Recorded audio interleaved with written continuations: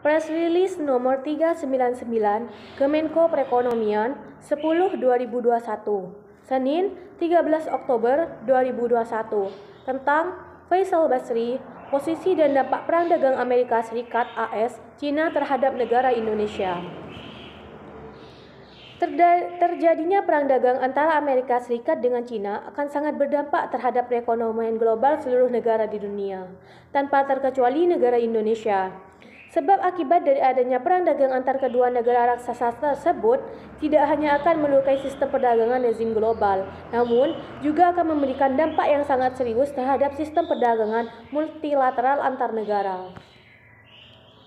Indonesia sendiri menyikapi dari adanya perang dagang antar Amerika Serikat dan Cina, yaitu dengan cara tetap berpegang pada prinsip politik Indonesia yaitu bebas aktif, di mana Indonesia memilih untuk tidak berpihak kepada negara manapun, baik Amerika Serikat maupun Cina. Sehingga bisa ditarik kesimpulan bahwa posisi Indonesia pada perang dagang antar kedua negara tersebut netral. Terlepas dari posisi Indonesia terhadap adanya perang dagang kedua negara, ada beberapa pengamat ekonomi yang menyampaikan pendapatnya tentang hal apa saja yang bisa dilakukan oleh negara Indonesia selain bersikap netral. Salah satu ekonom Indonesia, Faisal Basri, memberikan pendapat hasil pengamatannya, yaitu agar negara Indonesia bisa lebih cermat terhadap kondisi perang antar kedua negara tersebut. Karena di tengah gejolak perang tersebut bisa saja memberikan berbagai kesempatan baru bagi negara Indonesia. Misalnya, bea masuk baja dan aluminium dinaikkan harganya oleh Amerika, maka negara Indonesia bisa bersaing dalam pasar ekspor baja dan aluminium. Namun sebaliknya, jika Amerika Serikat menurunkan harga bea masuk, maka harga ekspor baja dan aluminium Indonesia akan lebih murah, yang bisa mengakibatkan kerugian terhadap PT Krakatau Steel.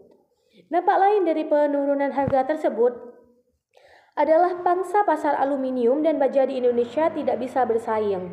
Tutur Faisal Basri di Gedung Rektorat Universitas Indonesia, Jakarta, Rabu, 13 Oktober 2021. Faisal Basri juga melanjutkan pendapatnya, yaitu agar pemerintah negara Indonesia mulai bisa bersikap seperti para kaum milenial yang bisa melihat sebuah kesempatan di tengah-tengah masalah yang sedang dihadapi. Apalagi peperangan yang terjadi antar kedua negara raksasa ini bisa menjadi sebuah pangsa pasar yang sangat besar bagi negara Indonesia sendiri. Selain hasil pengamatan ekonomi Faisal Basri yang menyebutkan bahwa perang dagang kedua negara tersebut bisa memberikan sebuah kesempatan besar, pemerintah negara Indonesia sendiri juga sudah melakukan beberapa usaha agar perseteruan kedua negara tersebut bisa menghasilkan dampak positif bagi negara Indonesia.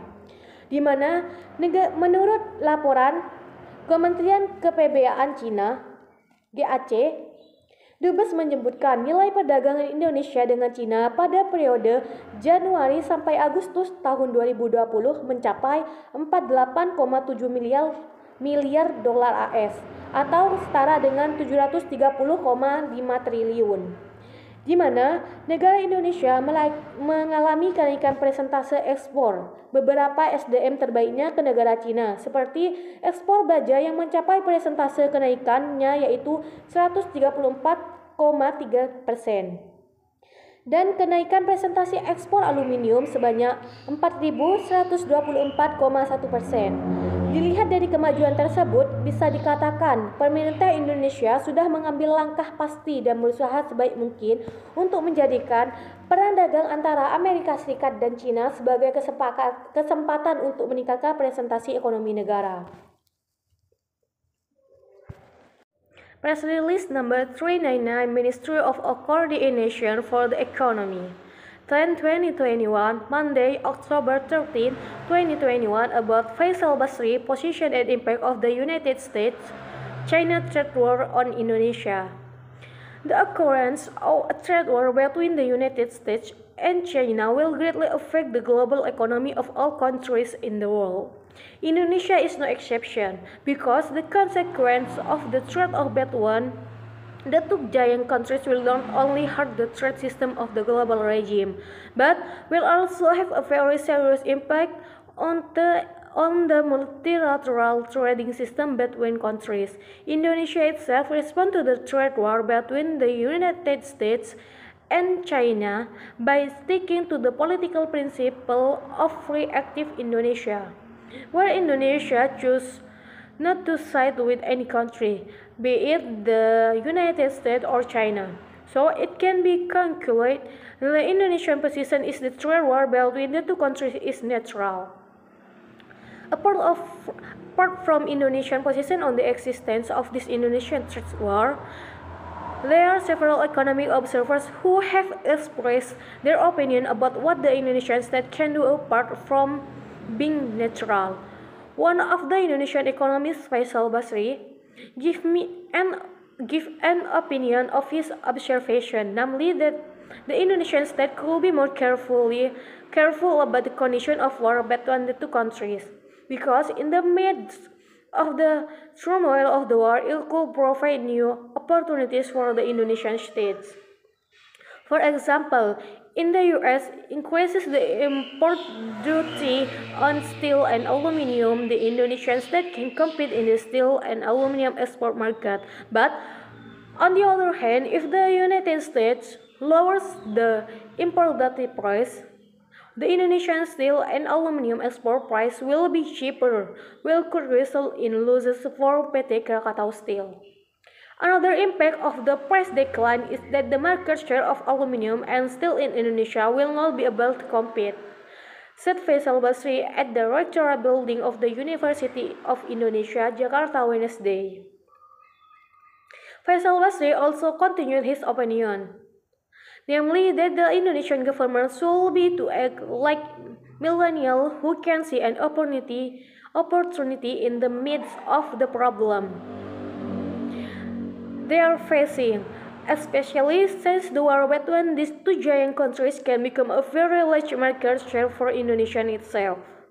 In addition to the observation of economist Faisal Basri, who stated that the trade war between the two countries could provide a great opportunity, the Indonesian government itself has also made several efforts so that the food between the two countries can have a positive impact on Indonesia.